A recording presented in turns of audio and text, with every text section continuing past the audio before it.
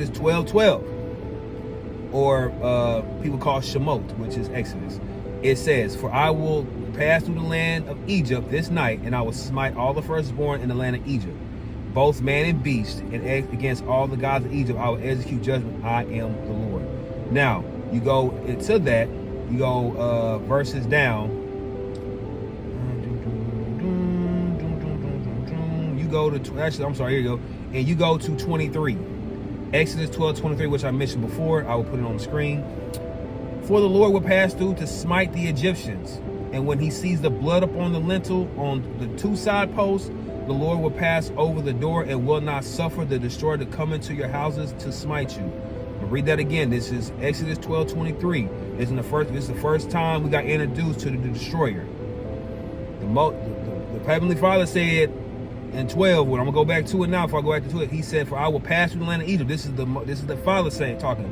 "I will pass through the land of Egypt this night, smite all the firstborn in the land of Egypt, both man and beast, and against all the gods of Egypt I will execute judgment." You jump 11 verses down. "For the Lord passed through to smite the Egyptians, and when he sees the blood upon the lintel and on the two side posts, the Lord will pass over the door and will not suffer the destroyer to come into your houses to smite you." So the Heavenly Father coming through, but then right behind him is the destroyer. And what did I say the destroyer meant in Hebrew? It is Hamashiach. Hamashiach, right? So you go back to my notes. So, but this is not the first time. So when you look at verse 23, when I told you the Most High Abba will come through, but once he sees the blood that you posted with the unblemished lamb, side, and over the lamppost, he's not coming, and then right behind him is to destroy the Hamashiach, and it's coming right behind him to make sure as well it follows his protocol.